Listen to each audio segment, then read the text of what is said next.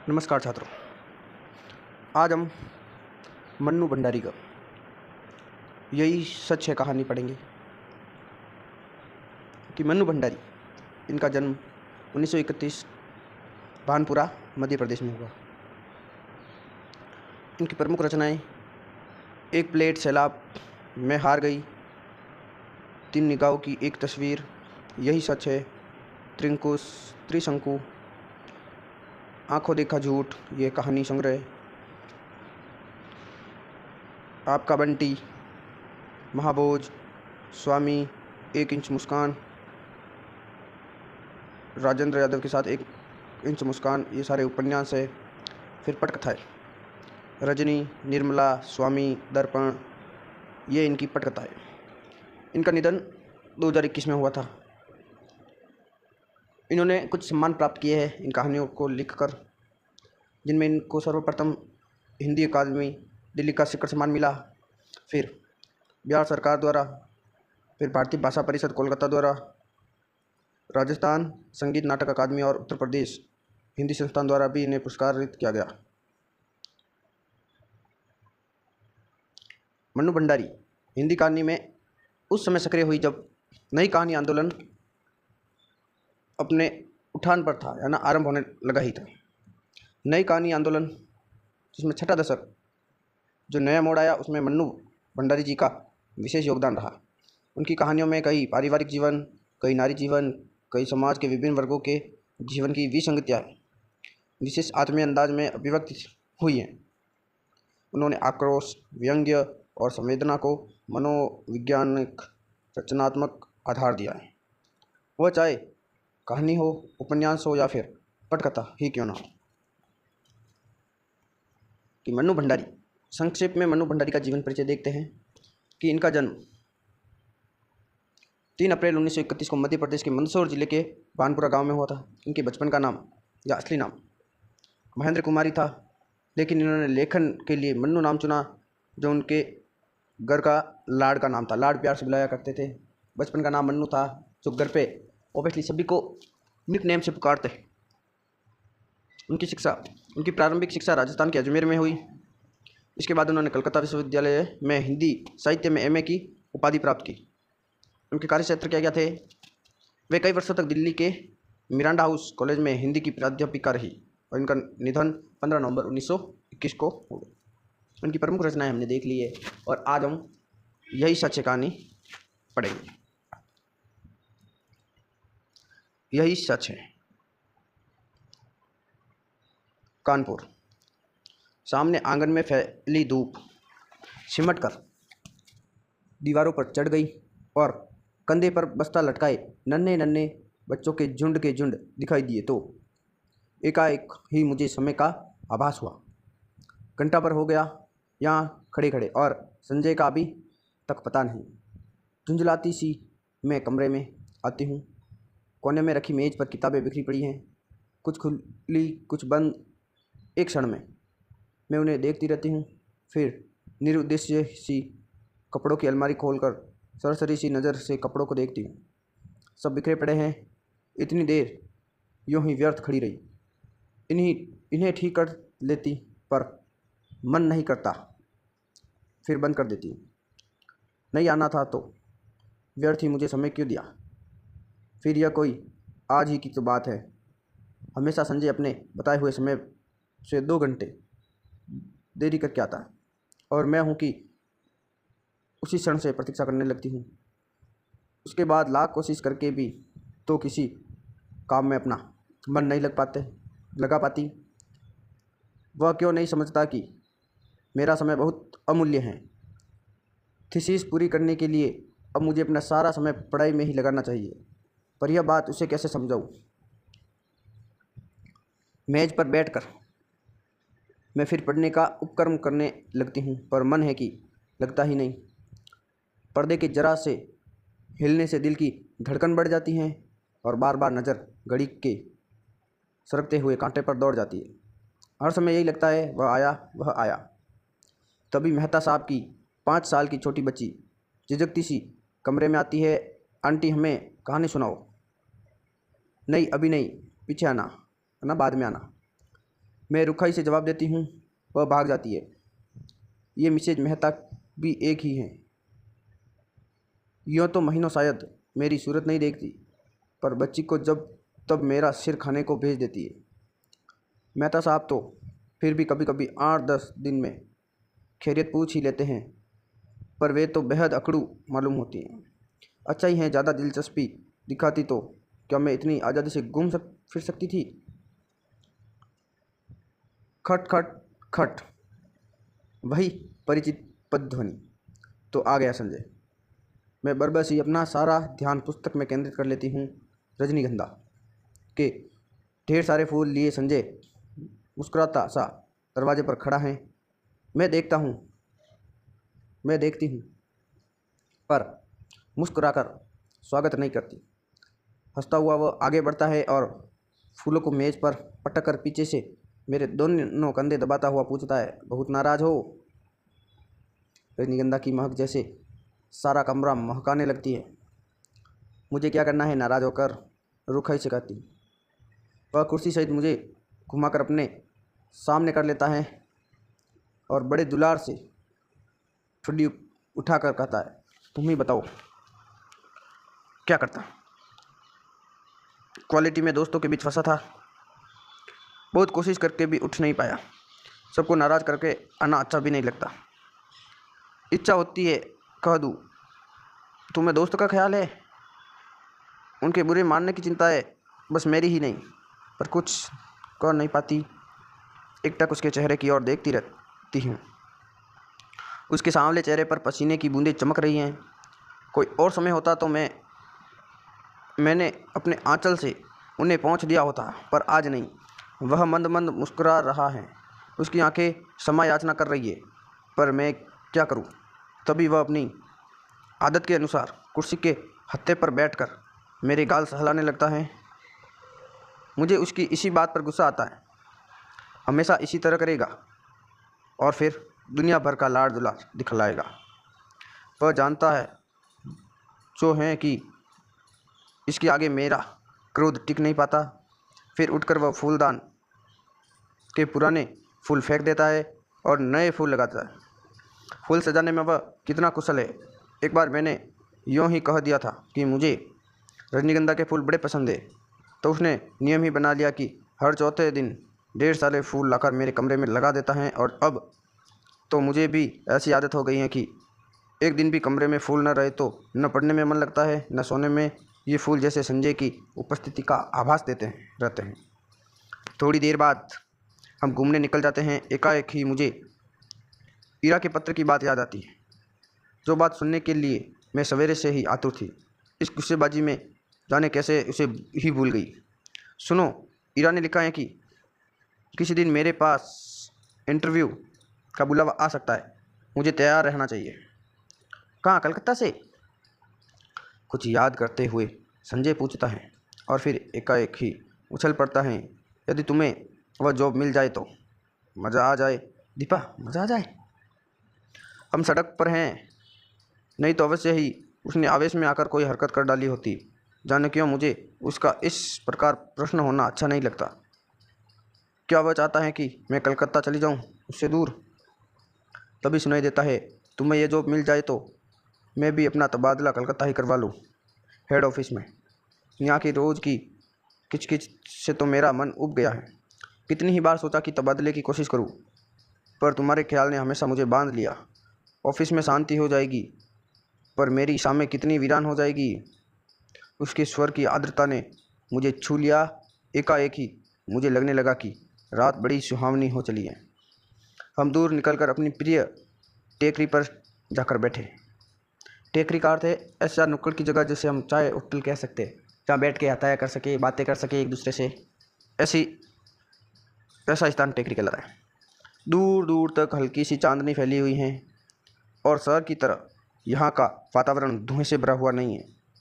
वह दोनों पैर फैलाकर बैठ जाता है और घंटों मुझे अपने ऑफिस के झगड़े की बातें सुनाता है और फिर कलकत्ता जाकर साथ जीवन बिताने की योजना बनाता है। मैं कुछ नहीं बोलती, बस एकटक उससे देखती रहती हूँ। जब वह चुप हो जाता है तो बोलती हूँ, मुझे तो इंटरव्यू में जाते हुए बड़ा डर लगता है। पता नहीं कैसे क्या पूछते होंगे। मेरे लिए तो यह पहला ही मौका है। वह खिलखिलाकर हंस पड़ता है। तुम भी एक ही मूर्ख हो। घर से दूर यहाँ कमरा लेकर अकेली रहती हो, रिसर्च कर रही हो, दुनिया भर में घूमती फिरती हो और इंटरव्यू के नाम से डर लगता है। क्यों? और गाल पर हल्की सी चपत जमा देता है। फिर समझाता हुआ कहता है, और देखो, आजकल ये इंटरव्यू आदि तो सब दिखावा मात्र होते हैं। वहाँ किसी जान पहचान वाले से इन्फ्लुएंस डलवाना जाकर। पर कलकत्ता तो मेरे लिए एकदम नई जगह है। वहाँ ईरा को छोड़कर मैं किसी को नहीं जानती। अब उन लोगों की कोई जान पहचान हो तो दूसरी बात है। सासा सी मैं कहती हूँ, असहाय सी मैं कहती हूँ।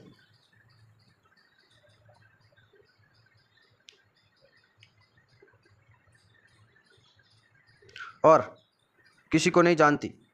फिर मेरे चेहरे पर नज़रें गड़ाकर पूछता है, निश्चित भी तो वही हैं होगा, मुझे क्या करना है उससे? मैं एकदम ही भन्ना कर जवाब देती हूँ, पता नहीं क्यों मुझे ही लग रहा था कि अब वह यही बात कहेगा। कुछ नहीं करना, वह छेड़ने के लिहाज में कहता है। और मैं भी भभक पड़ती हूँ। देखो संजय, मैं 1000 बार तुमसे कह चुकी हूँ कि उसे लेकर मुझसे मजाक मत किया करो। मुझे इस तरह का मजाक ज़रा भी पसंद नहीं है। वह खिलखिलाकर हंस पड़ता है।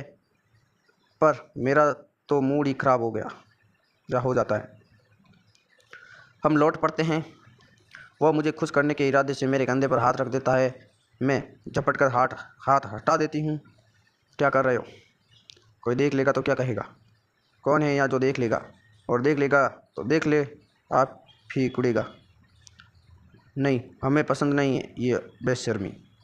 और सच ही मुझे रास्ते में ऐसी हरकतें पसंद नहीं, चाहे रास्ता निर्जन हो ही क्यों ना हो। पर है तो रास्ता ही फिर कानपुर जैसी जगह। कमरे में लौट कर मैं उसे बैठने को कहती हूँ, पर वह बैठता नहीं, बस बाहों में भरकर एक बार चूम लेता है। यह भी जैसे उसका रोज़ का नियम है। वह चला जाता है। मैं बाहर बालकनी में निकल कर उसे देखती रहती हूँ। उसका आकार छोटा होते होते सड़क के मोड़ पर जाकर लुप्त हो जाता है। मैं उधर ही देखती रहती हूँ, निरुद्देश्य सी, खोई खोई सी। फिर आकर पढ़ने बैठ जाती हूँ। रात में सोती हूँ तो देर तक मेरी आंखें मेज पर लगे रजनीगंधा के फूलों को ही निहारती रहती हैं। जाने क्यों अक्सर मुझे भ्रम हो जाता है कि ये फूल नहीं है, मानो संजय की अनेकानेक आंखें हैं जो मुझे देख रही हैं, सहला रही हैं, दुलरा रही है। और अपने को यो असंख्य आंखों से निरंतर देखे जाने की कल्पना से ही मैं लाज जाती हूँ।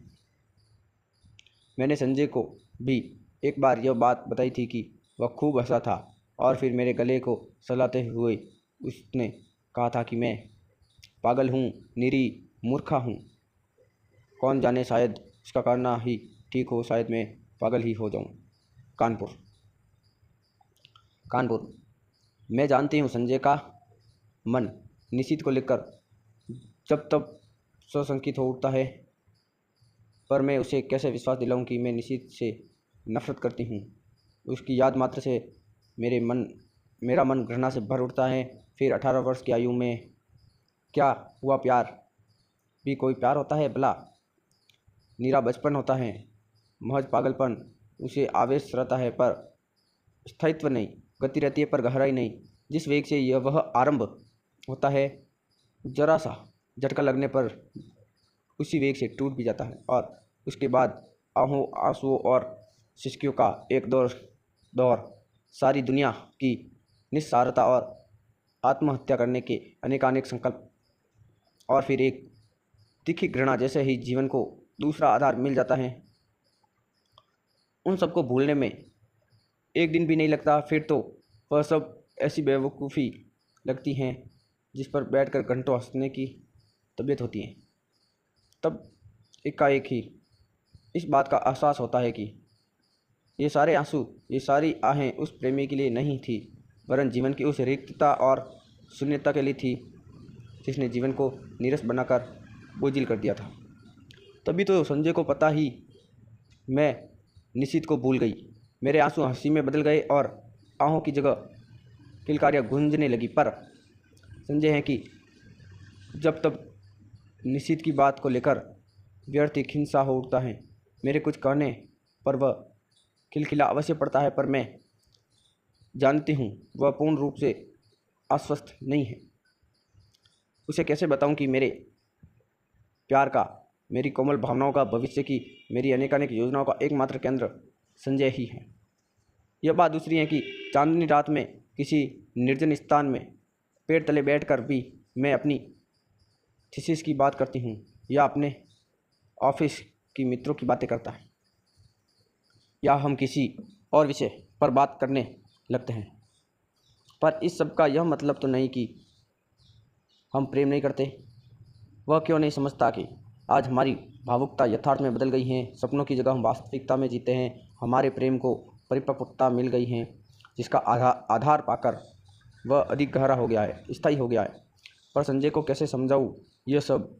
कैसे उसे समझाऊँ कि निशित ने मेरा अपमान किया है, ऐसा अपमान जिसकी कचोट से मैं आज भी तिल मिला जाती हूँ। संबंध तोड़ने से पहले एक बार तो उसने मुझे बताया होता कि आखिरी मैंने ऐसा कौन सा अपराध कर डाला था जिसके कारण उसने मुझे इतना कठोर दंड दे डाला। सारी दुनिया की भर्त्सना, तिरस्कार, परिहास और दया का विष मुझे पीना पड़ा। विश्वासघाती नीच कहीं का। और संजय सोचता है कि आज भी मेरे मन में उसके लिए कोई कोमल स्थान है। छी, मैं उससे नफरत करती हूँ और सच पूछो तो अपने को भाग्यशाली नहीं समझती हूँ कि मैं एक ऐसे व्यक्ति के चंगुल में फंसने से बच गई जिसके लिए प्रेम महज एक खिलवाड़ है। संजय, यह तो सोचो कि यदि ऐसी कोई भी बात होती तो क्या मैं तुम्हारे आगे, तुम्हारी हर उचित अनुचित चेष्टा के आगे यूँ आत्मसमर्पण करती? तुम्हारे चुंबनों और आलिंगनों में अपने को यूँ बिखरने देती? जानते हो, विवाह से पहले कोई भी लड़की किसी को इन सब का अधिकार नहीं देती, पर मैंने दिया। क्या केवल इसीलिए नहीं कि मैं तुम्हें प्यार करती हूँ, बहुत प्यार करती हूँ।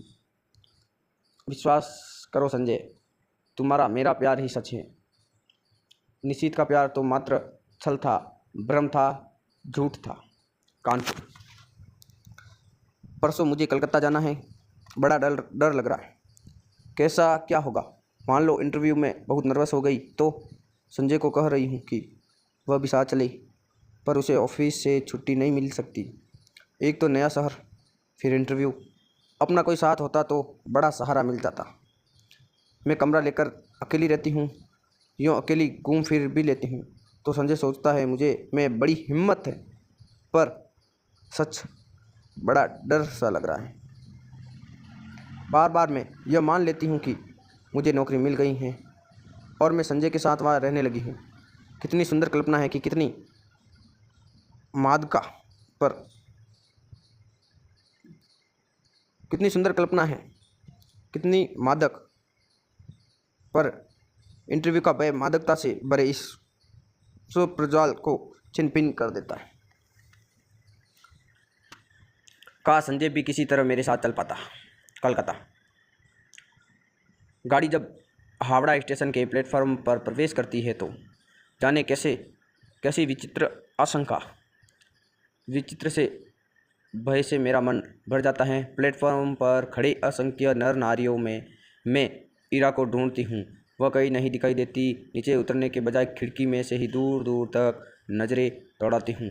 आखिर एक कुली को बुलाकर अपना छोटा सा सूटकेस और बिस्तर उतरवाने का आदेश दे मैं नीचे उतर पड़ती हूँ। उस भीड़ को देखकर मेरी दहशत जैसे और बढ़ जाती है। तभी किसी के हाथ के स्पर्श से मैं बुरी तरह चौंक जाती हूँ। पीछे देखती हूँ तो इरा खड़ी है, रुमाल से चेहरे का पसीना पोंछते हुए कहती है, ओफ, तुझे न देखकर मैं घबरा रही थी कि तुम्हारे घर भी कैसे पहुँचूगी।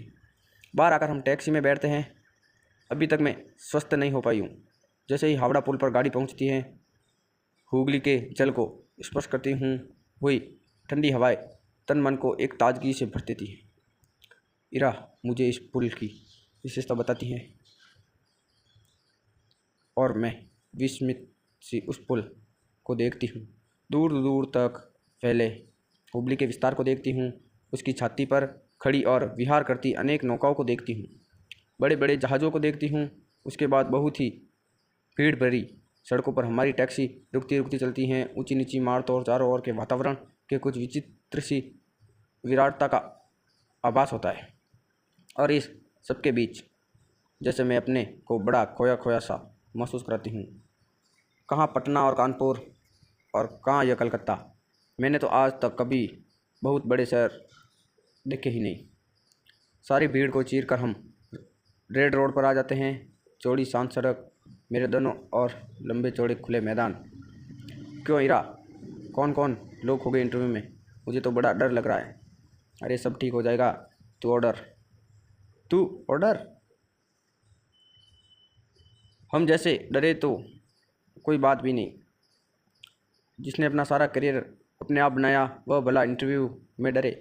फिर कुछ देर ठहर कर कहती हैं, अच्छा भैया भाभी तो पटना ही हो गए। अच्छा भैया भाभी तो पटना ही हो गए। जाती हैं कभी उनके पास कि नहीं? कानपुर आने के बाद एक बार गई थी। कभी कभी यूँ ही पत्र लिख देती हूँ, भाई कमाल के लोग हैं, बहन को भी नहीं निभा सके। मुझे यह प्रसंग कतई पसंद नहीं। मैं नहीं चाहती कि कोई इस विषय पर बात करे। मैं मौन रहती हूँ।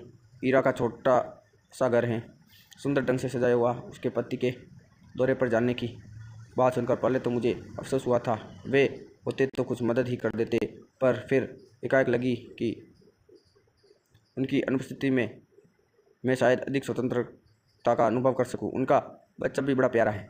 शाम को ईरा मुझे कॉफ़ी हाउस ले जाती है। अचानक मुझे वहाँ निश्चित दिखाई देता है। मैं शक पकाकर नज़र घुमा लेती हूँ, पर वह हमारी मेज़ पर ही आ पहुँचता है। विवश होकर मुझे उसे उधर देखना पड़ता है, नमस्कार भी करना पड़ता है, ईरा का परिचय भी करवाना पड़ता है। ईरा पास की कुर्सी पर बैठने का निमंत्रण देती है। मुझे लगता है मेरी सांस रुक जाएगी। कब आई? आज सवेरे ही। अभी ठहरोगी? ठहरी कहाँ हो? जवाब ईरा देती है। मैं देख रही हूँ निश्चित बहुत बदल गया है। उसने कवियों की तरह बाल बढ़ा लिए हैं। यह क्या शौक चर्चाया, इसका रंग शाही पड़ गया है। वह दुबला भी हो गया। विशेष बातचीत नहीं होती और हम लोग उठ पड़ते हैं। ईरा को मुन्नू की चिंता सता रही थी और मैं स्वयं भी घर पहुंचने को उतावली हो रही थी। कॉफ़ी हाउस से धर्मतल्ला तक वह पैदल चलता हुआ हमारे साथ आता है। ईरा उससे बात करती रहती हैं मानो वह ईरा का ही मित्र हो। ईरा अपना पता समझा देती है और वह दूसरे दिन 9 बजे आने का वादा करके चला जाता है। पूरे 3 साल बाद निशीत का यो मिलना न चाहकर भी जैसे सारा अतीत आंखों के सामने खुल जाता है। बहुत दुबला हो गया है निशीत। लगता है जैसे मन में कोई गहरी पीड़ा छिपाए बैठा है। मुझसे अलग होने का दुख तो नहीं साल रहा है इसे। कल्पना चाहे कितनी भी मधुर क्यों न हो, एक तृप्ति युक्त आनंद देने वाली क्यों न हो, पर मैं जानती हूँ यह झूठ है। यदि ऐसा ही था तो कौन उसे कहने गया था कि तुम इस संबंध को तोड़ दो? उसने अपनी इच्छा से ही ये सब किया था। एकाएक मेरा मन कटु हो उठता है। यही तो है वह व्यक्ति जिसने मुझे अपमानित करके सारी दुनिया के सामने छोड़ दिया था, महज उपहास का पात्र बनाकर। ओह क्यों नहीं मैंने उसे पहचानने से इनकार कर दिया। जब वह मेज़ के पास आकर खड़ा हुआ तो क्यों नहीं मैंने कह दिया, माफ़ कीजिए मैं आपको पहचानती नहीं, ज़रा उसका किसी अन्ना तो देखती, वह कल भी आएगा। मुझसे उसे साफ साफ मना कर देना चाहिए था कि मैं उसकी सूरत भी नहीं देखना चाहती। मैं उसे नफ़रत करती हूँ। अच्छा है आए कल मैं उसे बता दूंगी कि जल्दी मैं संजय से विवाह करने वाली हूँ। यह भी बता दूंगी कि मैं पिछला सब कुछ भूल चुकी हूँ। यह भी बता दूंगी कि मैं उसे घृणा करती हूँ और उसे ज़िंदगी में कभी माफ़ नहीं कर सकती। यह सब सोचने के साथ साथ जाने क्यों मेरे मन में यह बात भी उठ रही थी कि 3 साल हो गए, अभी तक निशित ने विवाह क्यों नहीं किया। करे न करे मुझे क्या। वह आज भी मुझसे कुछ उम्मीद रखता है? मूर्ख कहीं का। संजय, मैंने तुमसे कितना कहा था कि तुम मेरे साथ चलो, पर तुम नहीं आए। इस समय जबकि मुझे तुम्हारी इतनी याद आ रही है, बताओ मैं क्या करूं?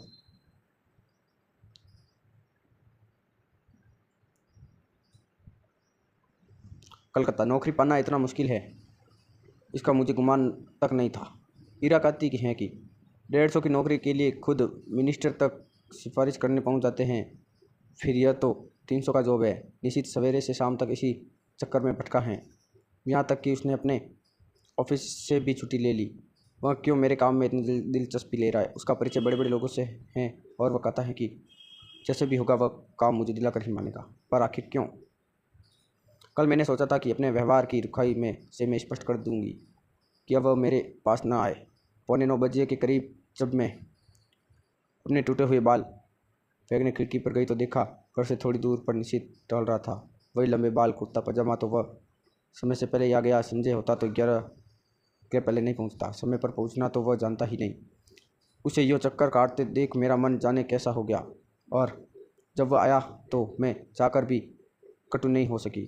मैंने उसे कलकत्ता आने का मकसद बताया तो लगा कि वह बड़ा प्रश्न हुआ। वहीं बैठे बैठे फ़ोन करके उसने इस नौकरी के संबंध में सारी जानकारी प्राप्त कर ली। कैसे क्या करना होगा उसकी योजना भी बना डाली। बैठे बैठे फ़ोन से ऑफिस को सूचना दे दी कि आज वह ऑफिस नहीं आएगा।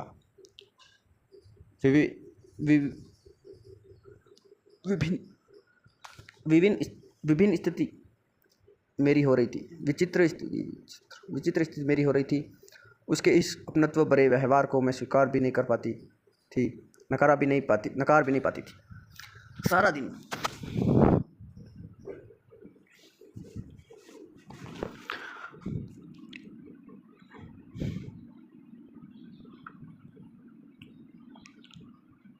दिन मैं उसके साथ घूमती रही, पर काम की बात के अतिरिक्त उसने एक भी बात नहीं कही। मैंने कई बार चाहा कि संजय की बात बता दूं, पर बता न सकी। सोचा कई बार सुनकर यह दिलचस्पी लेना कम न कर दे।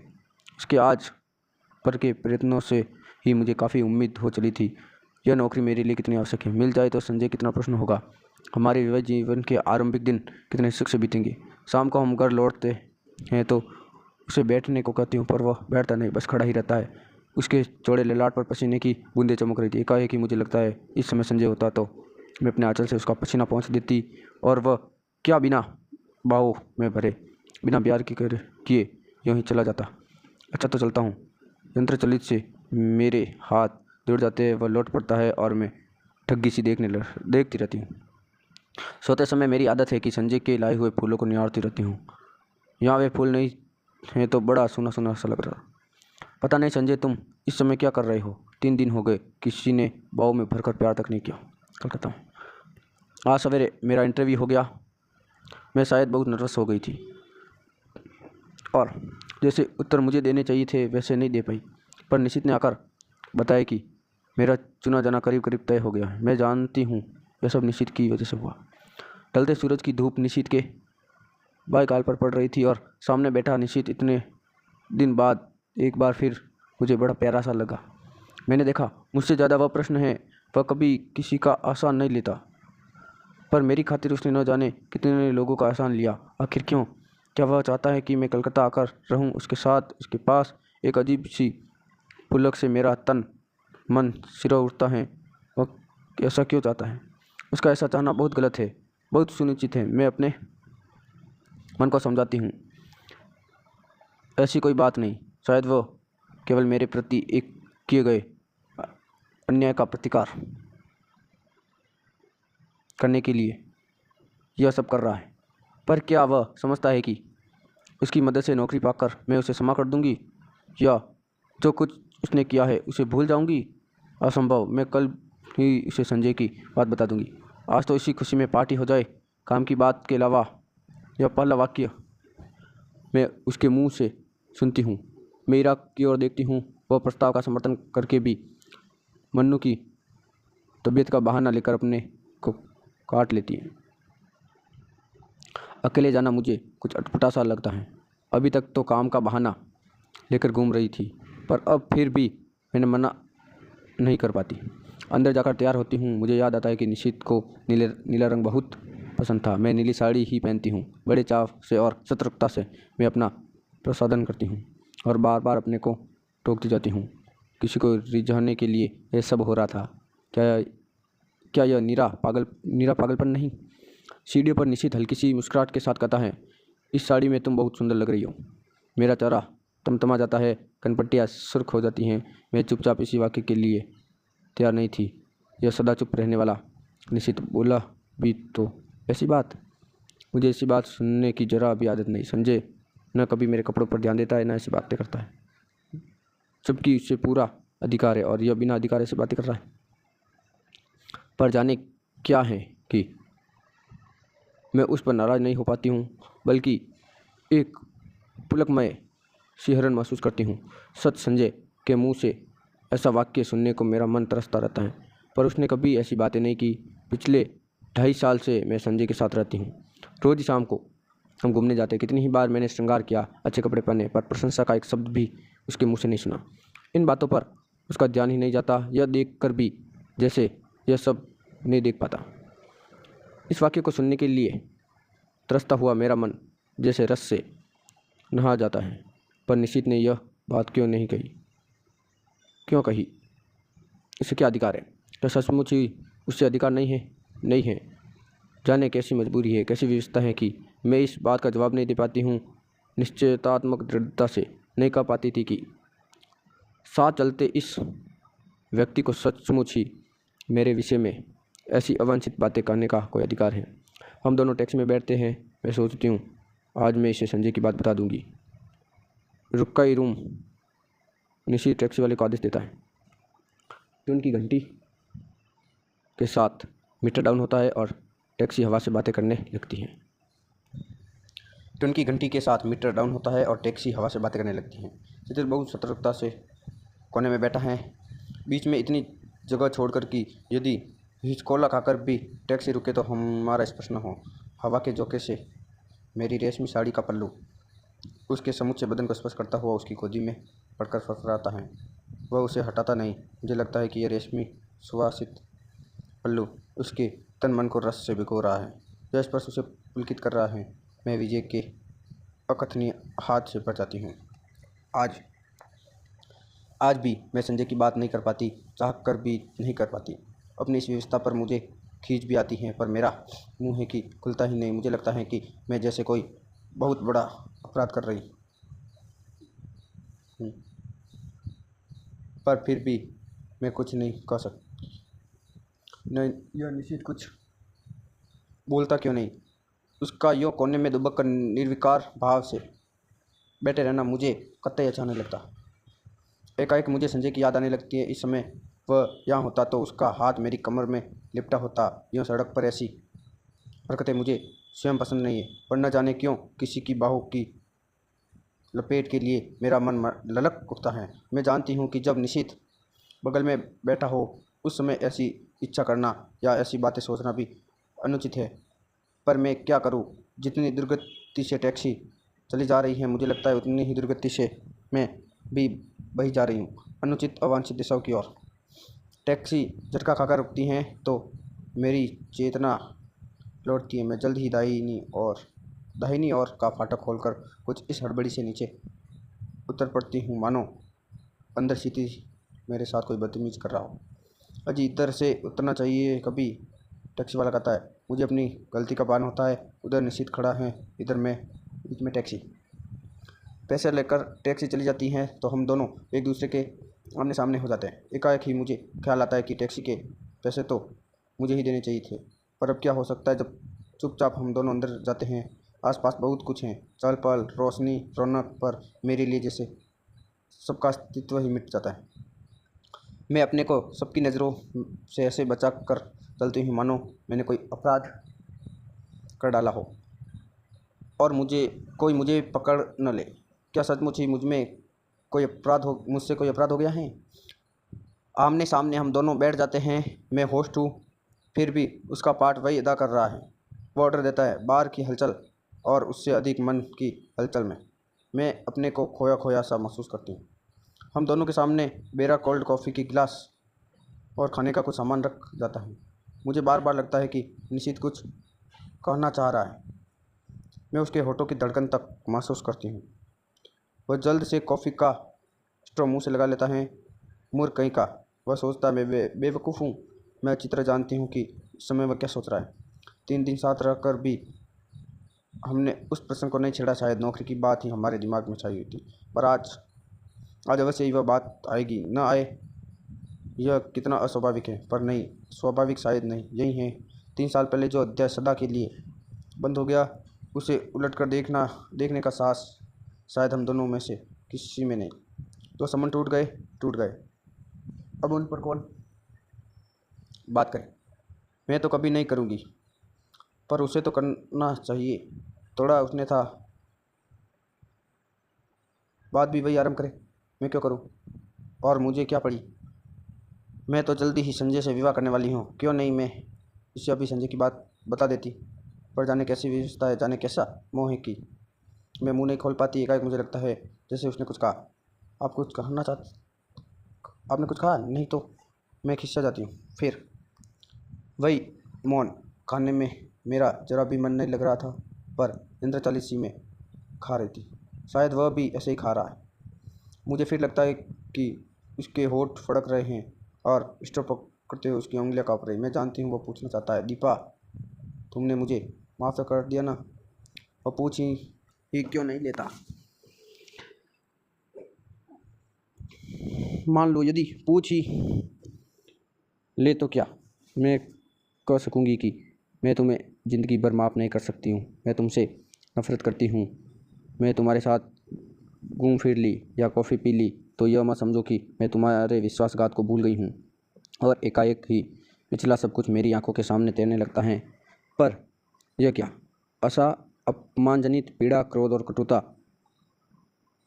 क्यों नहीं याद आती? मेरे सामने तो पटना में गुजारी सुहानी संध्या और चांदनी रातों में वे चित्र उभर कर आते जब घंटों समीप बैठ मौन भाव से हम एक दूसरे को निहारा करते थे, बिना स्पर्श किए भी। जाने कैसी मादकता तन मन को विभोर किए रहती थी। जाने कैसी तन्मयता में हम डूबे रहते थे एक विचित्र सी स्वप्निल दुनिया में। मैं कुछ बोलना भी चाहती तो वह मेरे मुंह पर उंगली रखकर कहता, आत्मीयता के ये क्षण अनकहे ही रहने दो दीपा। आज भी तो हम मौन ही हैं, एक दूसरे के निकट ही हैं। क्या आज भी हम आत्मीयता के इन्हीं क्षणों में गुजर रहे हैं? मैं अपनी सारी शक्ति लगाकर चीख पड़ना चाहती हूँ, नहीं नहीं, पर कॉफ़ी सिप करने के अतिरिक्त मैं कुछ नहीं कर पाती। मेरा यह विरोध हृदय की न जाने कौन सी अतल गहराई में डूब जाता है। निश्चित मुझे बिल नहीं देने देता। एक विचित्र सी भावना मेरे मन में उठती है कि छीना झपटी में किसी तरह मेरा हाथ इसके हाथ से छू जाए। मैंने अपने स्पर्श से उसके मन के तारों को झंझना देना चाहती हूँ, पर वैसा अवसर नहीं आता। बिल वही देता है, मुझे तो विरोध भी नहीं किया जाता। मन में प्रचंड तूफान, फिर भी निर्विकार भाव से मैं टैक्सी में आकर बैठती हूँ। फिर वही मौन, वही दूरी। पर जाने क्या है कि मुझे लगता है कि निश्चित मेरे बहुत निकट आ गया है, बहुत ही निकट। बार बार मेरा मन करता है कि क्यों नहीं निश्चित मेरा हाथ पकड़ लेता, क्यों नहीं मेरे कंधे पर हाथ रख देता। मैं जरा भी बुरा नहीं मानूंगी, जरा भी नहीं। पर वह कुछ भी नहीं करता। सोते समय रोज की तरह मैं आज भी संजय का ध्यान करते हुए सोना चाहती हूँ, पर निश्चित है कि बार बार संजय की आकृति को हटाकर स्वयं वहाँ खड़ा होता है। कलकत्ता। अपनी मजबूरी पर खींच की जाती हूँ। आज कितना अच्छा मौका था सारी बातें बता देने का, पर मैं जाने कहाँ भटकी थी कि कुछ भी नहीं बता पाई। शाम को भी मुझे निश्चित अपने साथ ले गया, लेकिन न झील के किनारे, पानी के किनारे। हम घास पर बैठ गए। कुछ दूर पर काफ़ी भीड़ भाड़ और चहल पहल थी, पर वह स्थान अपेक्षाकृत शांत था। सामने लेक के पानी में छोटी छोटी लहरें उठ रही थी। चारों ओर के वातावरण का कुछ विचित्र सा भाव मन पर पड़ रहा था। अब तो तुम यहाँ आ जाओगी, मेरी ओर देखकर उसने कहा। नौकरी के बाद क्या इरादा है? मैंने देखा उसकी आंखों में कुछ जानने की आतुरता फैलती जा रही है, शायद कुछ कहने की भी। मुझसे कुछ जानकर वह अपनी बात कहेगा। कुछ नहीं, जाने क्यों मैं यह कह गई। कोई है जो मुझे कचोटे डाल रहा है। क्यों नहीं मैं बता देती कि नौकरी के बाद मैं संजय से विवाह करूंगी। मैं संजय से प्रेम करती हूँ, वह मुझसे प्रेम करता है, वह बहुत अच्छा है, बहुत ही। वह मुझसे तुम्हारी तरह धोखा नहीं देगा। पर मैं कुछ भी तो नहीं कर पाती। अपनी इस बेबसी पर मेरी आंखें छलछला आती हैं। मैं दूसरी ओर मुँह फेर लेती हूँ। तुम्हारे यहाँ आने से मैं बहुत खुश हूँ।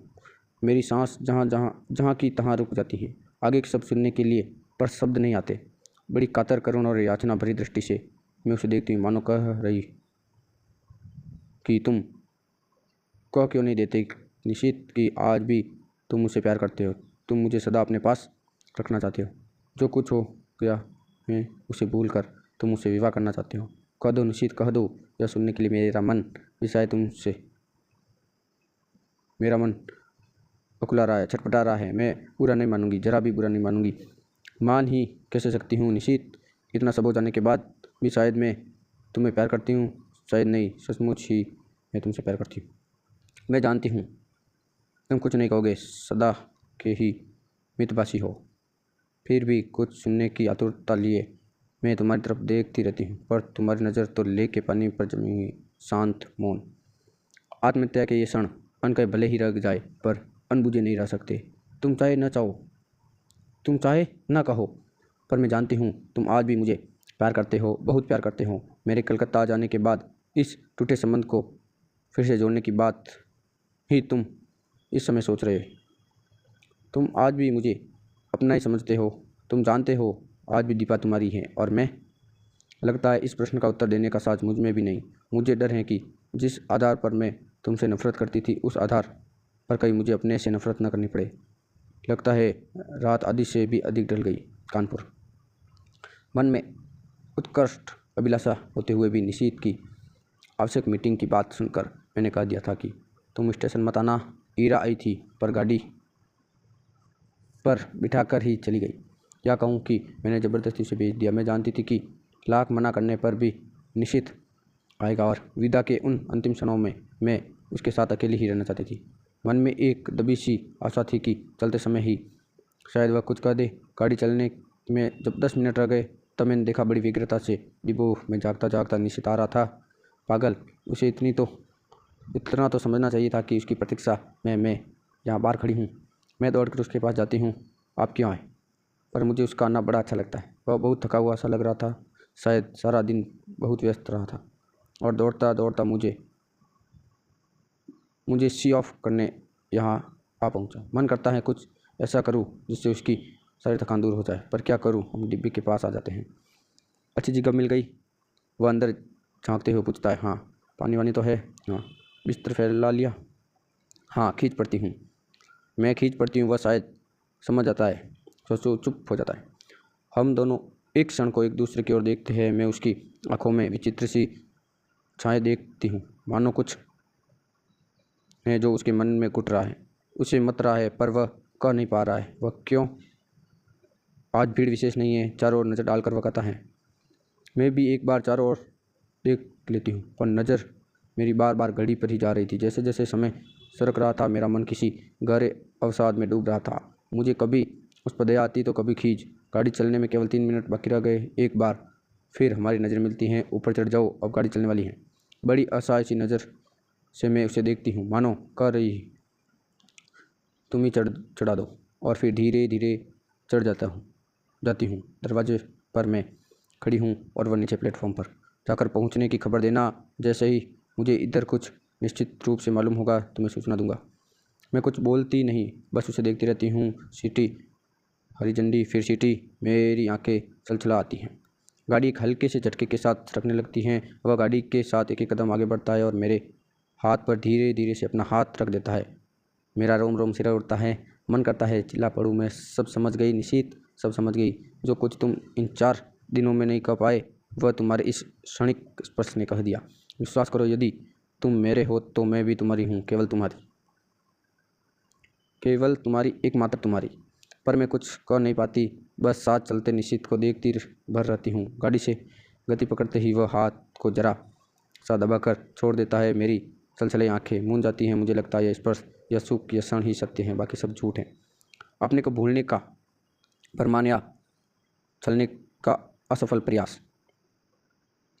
आंसू भरी आंखों से मैं प्लेटफॉर्म को भी पीछे छूटता हुआ देखती हूँ। सारी आकृतियाँ धुंधली सी दिखाई पड़ती। असंख्य हिलते हुए हाथों के बीच निशीथ के हाथ को, वह उस हाथ को जिसने उसका हाथ पकड़ा था, ढूंढने का असफल प्रयास करती हैं। गाड़ी प्लेटफॉर्म को पार कर जाती हैं और दूर दूर तक कलकत्ता की जगमगाती बत्तियाँ दिखाई देती है। धीरे धीरे वे सब दूर हो जाती हैं, पीछे छूटती जाती हैं। मुझे लगता है यह दैत्याकार ट्रेन मुझे मेरे घर से कहीं दूर ले जा रही है, अनदेखी अनजानी राहों में गुमराह करने के लिए, भटकाने के लिए।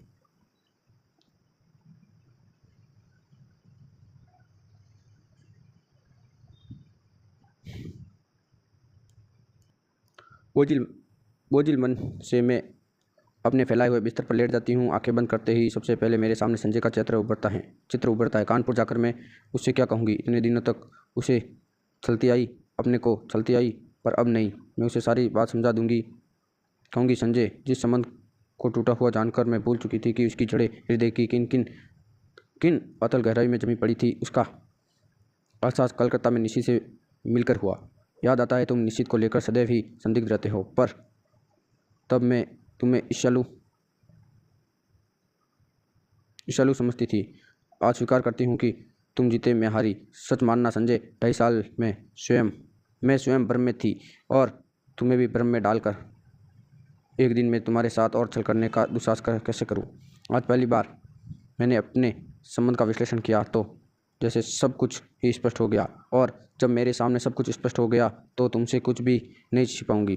तुम्हारे सामने मैं चाहूँ तो भी झूठ नहीं बोल सकती। आज लग रहा है तुम्हारे प्रति मेरे मन में जो भी भावना है वह प्यार की नहीं, केवल कृतज्ञता की है। तुमने मुझे उस समय सहारा दिया जब अपने पिता और निश्चित को खोकर मैं चूर चूर हो चुकी थी। सारा संसार मुझे वीरान सा लग रहा था। उस समय तुमने अपने स्नेहित स्पर्श से मुझे जिला दिया। मेरा मुरझाया मरा मन हरा हो उठता। मैं कृतकृत्य हो उठी और मेरा मुरझाया मरा मन हरा हो उठा। मैं कृतकृत्य हो उठी और समझने लगी कि मैं तुमसे प्यार करती हूँ, पर प्यार की बेसुध घड़ियाँ, वे विभोर क्षण, तन्मयता के वे पल जहाँ शब्द चुक जाते हैं, हमारे जीवन में कभी नहीं आए। तुम ही बताओ, आए कभी? तुम्हारी असंख्य आलिंगनों और चुम्बनों के बीच भी एक क्षण के लिए भी तो मैंने कभी तन मन की शुद्ध बिसरा देने वाली पुलक या मादकता का अनुभव नहीं किया। सोचती हूँ, निश्चित के चले जाने के बाद मेरे जीवन में एक विराट शून्यता आ गई थी, एक खोखलापन आ गया था। तुमने उसकी पूर्ति की। तुम पूरक थे। मैं गलती से तुम्हें प्रीतम समझ बैठी। मुझे क्षमा कर दो संजय और लौट जाओ। तुम्हें मुझ जैसी अनेक दीपाएँ मिल जाएगी जो सचमुच ही तुम्हें प्रीतम की तरह प्यार करेगी। आज एक बात अच्छी तरह जान गई हूँ कि प्रथम प्रेम ही सच्चा प्रेम होता है। बाद में क्या हुआ, प्रेम तो अपने को भूलने का भरमाने का प्रयास मात्र होता है। इसी तरह की असंख्य बातें मेरे दिमाग में आती हैं जो संजय से कह सकूँगी यह सब, लेकिन करना तो होगा ही। उसके साथ अब एक दिन भी चल नहीं कर सकती। मन से किसी और की आराधना करे के तन से उसकी होने का अभिनय करती रहूं। जी नहीं जानती, यही सब सोचते सोचते मुझे कब नींद आ गई। लौटकर अपना कमरा खोलती हूँ तो देखती हूँ सब कुछ ज्यों का त्यों है। सिर्फ फूलदान के रजनीगंधा मुरझा गए हैं, कुछ फूल जर्जर ज़मीन पर इधर उधर बिखर गए हैं। आगे बढ़ती हूँ तो ज़मीन पर पड़ा एक लिफाफा दिखलाई देता है। संजय की लिखाई है। खोला तो छोटा सा पत्र था। दीपा, तुमने जो कलकत्ता जाकर कोई सूचना नहीं दी थी, मैं आज ऑफिस के काम से खटक जा रहा हूँ। 5-6 दिन में लौट आऊँगा। तब तक तुम आ ही जाओगी। जानने की को उत्सुक हूँ कि कलकत्ता में क्या हुआ। तुम्हारा संजय। एक लंबा निश्वास निकल जाता है। लगता है एक बड़ा बोझ हट गया। इस अवधि में तो मैं अपने को ही अच्छी तरह तैयार कर लूँगी। ना तो कर सबसे पहले मैं निश्चित को पत्र लिखती हूँ। उसकी उपस्थिति से जो हिचक मेरे होठ बंद किए हुए थी, दूर रहकर वह अपने आप ही टूट जाती है। मैं स्पष्ट शब्दों में लिख देती हूँ कि चाहे उसने कुछ नहीं कहा, फिर भी मैं सब कुछ समझ गई हूँ। साथ ही यह भी लिख देती हूँ कि मैं उसकी उस हरकत से बहुत दुखी थी, बहुत नाराज़ भी, पर उसे देखते ही जैसे सारा क्रोध बह गया। इस अपनत्व में क्रोध भला टिक भी कैसे पाता। लौटी हूँ तब से न जाने कैसे रंगीनी और मादकता मेरी आंखों में छा गई। एक खूबसूरत से लिफाफे में उसे बंद करके मैं स्वयं पोस्ट करने जाती हूँ। रात में सोती हुई तो अनायास ही मेरी नज़र सूने फूलदान पर जाती है। मैं करवट बदल कर सो जाती हूँ। कानपुर। आज निश्चित को पत्र लिखे 5 दिन हैं। मैं तो कल ही उसके पत्र की राह देख रही थी, पर आज भी दोनों डाके निकल गए। जाने कैसे सुना सुना अनमना लगता रहा सारा दिन। किसी भी तो काम में जी नहीं लगता। क्यों नहीं लौटती डाक से कि उत्तर दे दी उसने। समझ में नहीं आता कैसे समय गुजारूं। मैं बाहर बालकनी में आज जाकर खड़ी हो जाती हूँ। एकाएक ख्याल आता है, पिछले 2.5 सालों से करीब इसी समय यही खड़े होकर मैंने संजय की प्रतीक्षा की है। क्या आज मैं संजय की प्रतीक्षा कर रही हूँ? या तो मैं निश्चित के पत्र की प्रतीक्षा कर रही हूँ? शायद किसी की नहीं, क्योंकि जानती हूँ दोनों में से कोई नहीं आएगा। फिर निरुद्देश्य सी कमरे में लौट पड़ती हूँ। शाम का समय मुझसे घर में नहीं काटा जाता। रोज़ ही तो संजय के साथ घूमने निकल जाया करती थी। लगता है यही बैठी रही तो दम ही घुट जाएगा। कमरा बंद करके मैं अपने को धकेलती सी सड़क पर ले जाती हूँ। शाम का धुंधला मन के बोझ को और बढ़ा देता है। कहाँ जाऊँ, लगता है जैसे मेरी राहें भटक गई हैं, मंजिल खो गई है, मैं स्वयं नहीं जानती आखिर मुझे जाना कहाँ है। फिर भी निरुद्देश्य सी चलती रहती हूँ, पर आखिरी कब तक यूँ भटकती रहूँ। हार कर लौट पड़ती हूँ। आते ही मेहता साहब की बच्ची तार का एक लिफाफा देती हैं। धड़कते दिल से मैं उसे खोलती हूँ। ईरा का तार था। नियुक्ति हो गई है, बधाई। इतनी बड़ी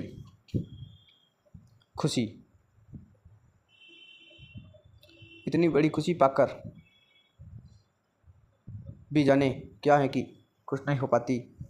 यह खबर तो निश्चित भेजने वाला था। एकाएक ही एक विचार मन में आता है, क्या जो कुछ मैं सोच गई वह निरा भ्रम ही था, मात्र मेरी कल्पना, मेरा अनुमान। नहीं, उस स्पर्श को मैं भ्रम कैसे मान लूँ जिसने मेरे तन मन को डुबो दिया, जिसके द्वारा उसके हृदय की एक एक परत मेरे सामने खुल गई। लेख पर बिताए उन मधुर क्षणों को भ्रम कैसे मान लूँ, जहाँ उसका मौन ही मुखरित होकर सब कुछ कह गया था। आत्मीयता के पे अनकहे क्षण। तो फिर उसने पत्र क्यों नहीं लिखा? क्या कल उसका पत्र आएगा? क्या आज भी उसे वही हिचक रोके हुए हैं? तभी सामने की घड़ी टन टन करके 9 बजती है। मैं उसमें देखती हूँ, यह संजय की लाई हुई है। लगता है जैसे यह घड़ी घंटे सुना कर मुझे संजय की याद दिला रही है। फहराते ये हरे पर्दे, यह हरी बुक रैंक, यह टेबल, यह फूलदान, सभी तो संजय के लाए हुए हैं। मेज पर रखा यह पेन उसने मुझे सालगिरह पर लाकर दिया था। अपनी चेतना के इन बिखरे सूत्रों को समेटकर मैं फिर पढ़ने का प्रयास करती हूँ, पर पढ़ नहीं पाती। हार कर मैं पलंग पर लेट जाती हूँ। सामने के फूलदान का सूनापन मेरे मन के सूनेपन को और अधिक बढ़ा देता है।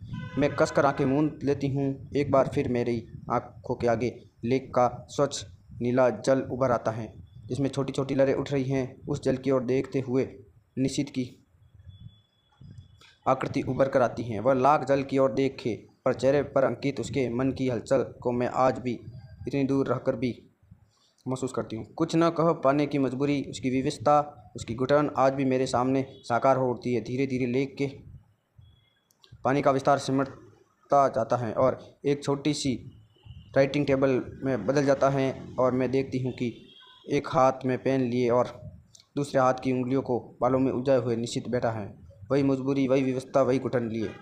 वह चाहता है पर जैसे लिख नहीं पाता। वह कोशिश करता है पर उसका हाथ कांप कर रह जाता है।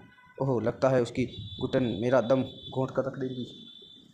मैं एकाएक ही आंखें खोल देती हूँ। वही फूलदान, पर्दे, मेज, घड़ी। आखिरी आज निश्चित का पत्र आ गया। धड़कते दिल से मैंने उसे खोला। इतना छोटा सा पत्र। प्रिय दीपा, तुम अच्छी तरह पहुंच गई, यह जानकर प्रसन्नता हुई। तुम्हें अपनी नियुक्ति का तार में तो मिल ही गया होगा। मैंने कल ही ईरा जी को फ़ोन करके सूचना दे दी थी और उन्होंने बताया था कि तार देगी। ऑफिस की ओर से भी सूचना मिल जाएगी। इस सफलता के लिए मेरी ओर से हार्दिक बधाई स्वीकार करना। सच में बहुत खुश हूँ कि तुम्हें काम मिल गया। मेहनत सफल हो गई। शेष फिर शुभेच्छु निश्चित। बस धीरे धीरे पत्र के सारे शब्द आँखों से लुप्त हो जाते हैं। रह जाता है केवल शेष फिर। तो अभी उसके पास कुछ लिखने को शेष हैं। क्यों नहीं लिख दिया उसने? अभी क्या लिखेगा वह? मैं मुड़कर दरवाजे की ओर देखती हूँ। रजनीगंधा के ढेर सारे ड्रे फूल लिए मुस्कुराता हुआ संजय खड़ा है। एक क्षण में मैं संज्ञा शून्य सी उसे इस तरह देखती हूँ मानो पहचानने की कोशिश कर रही हूँ। वो आगे बढ़ता है तो मेरी खोई हुई चेतना लौटती है और विक्षिप्त सी दौड़कर उसे लिपट जाती हूँ। क्या हो गया? तुम्हें पागल हो गई हो क्या? तुम कहाँ चले गए थे संजय? और मेरा स्वर टूट जाता है। अनायासी आंखों में आंसू बह चलते हैं। क्या हो गया? कलकत्ता का काम नहीं मिला क्या? मारो भी गोली काम को। तुम इतनी परेशान क्यों हो रही हो उसके लिए? पर मुझसे कुछ नहीं बोला जाता। बस मेरी बाहों की जकड़ कसती जाती है। रजनीगंधा की महक धीरे धीरे मेरे तन मन पर छा जाती है। तभी मैं अपने हाल पर संजय के अधरों का स्पर्श महसूस करती हूँ। तभी मैं अपने गाल पर संजय के अधरों का स्पर्श महसूस करती हूँ और मुझे लगता है यह स्पर्श, यह सुख, यह क्षण ही सत्य है। वह सब झूठ था, मिथ्या था, भ्रम था और हम दोनों एक दूसरे के आलिंगन में बंधे रहते हैं, चुंबित प्रति चुंबित।